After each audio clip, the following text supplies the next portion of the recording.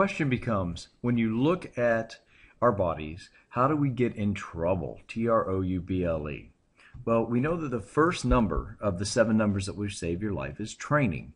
And we talk about training, we talk about the level of activity, how much a person's doing with regard to exercise, stretching, core strengthening, and so forth.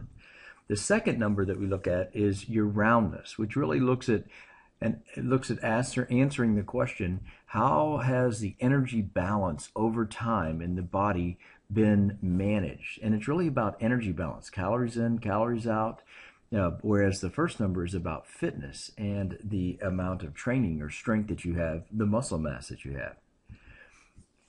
If the balance of energy comes from food, particularly things like fat and carbohydrates, has been a net positive, meaning that there's more energy in your body, then you see a change in your oil, which is your cholesterol levels, and that comes from the fats that you eat, your unacceptable sugar, which is the glucose, which comes from carbohydrates that you eat, and your blood pressure, which is a product of the fitness of your body, the particles in the blood, and the salt that you take in.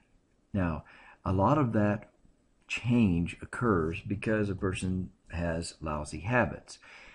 In addition, the damage that's done inside the body occurs because of smoking, and the use of tobacco can really aggravate this. So just picking a random, if you will, or it's not really random, it's one that we see frequently in clinical practice, the use of tobacco, that really aggravates the damage that's done by the system when the energy balance is such that it's got extra calories or energy floating around in. And as a result, over time, it both is a part of natural aging, so if you live long enough, this will happen to some degree anyway, but it's really aggravated or made worse and drives the process of plaque or artery blockage in our bodies. So let's review that again. If the training is down and a person continues to eat the same amount of food, you may not, it's a story of someone who's an athlete or is very active in their 20s. They don't change their eating habit, but they decrease their activities. Then their roundness or their weight goes up. The amount of cholesterol or oil, as well as the sugar and blood pressure, tend to go up. Now, all 3 of these usually don't go up in the same person. One or the other one goes up, and then eventually a second one, and then finally a third one.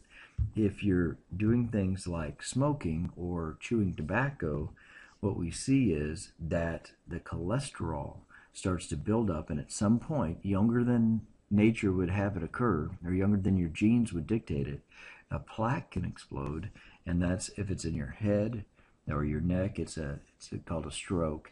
If it's in your heart, it's called a heart attack. Now, on the flip side, if a person increases their training and either keeps their food intake the same or actually drops it, the energy balance shifts. A person starts to see the scales go down, they start to lose weight, and believe it or not, it actually sucks the energy out of the blood, because now your body needs that fat or cholesterol. It needs that sugar. As far as the salt and things, it's able to deal more effectively. If you can get rid of the lousy habit that's driving the process, like smoking, then what we see is that literally that fat will be sucked out of the artery, and you can reverse or decrease the blockages in a person's artery. So just to go back and review the 7 numbers, the first one is training, and you can measure this a lot of different ways. For people who are beginning, wearing a pedometer and looking at your steps per day is a good way. A second number is your body mass index, which is your height and your weight. It's a calculation, and the purpose of this is if you have somebody who weighs 185 pounds but they're 7 feet tall, no problem. If they're 4'11", problem. We appreciate the height when we calculate a BMI. Now, for you weightlifters, BMI can also be increased through muscle mass, in which case it's not indicative of a problem. So I'm really talking about people who aren't big-time weightlifters and things. Cholesterol, you can look at your LDL cholesterol, your triglycerides, your HDL ratio, or your HDL cholesterol, but the one that I find most useful is the total cholesterol to HDL ratio. You want to have that at about 3.5 or less. So if you had to give me only one number that I could look at, it would be the ratio, 3.5 or less. When you look at the glucose or unacceptable sugar, You have what is it in your blood now? That's your blood glucose. And you can also ask the question, how hard is my body having to work to keep my blood sugar under control? And that's the C-peptide. Blood pressure is a number that most of us are familiar with.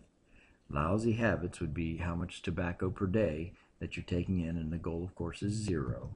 And then finally, am I at risk of a heart attack or stroke? Well, again, there's a lot of ways to get at that.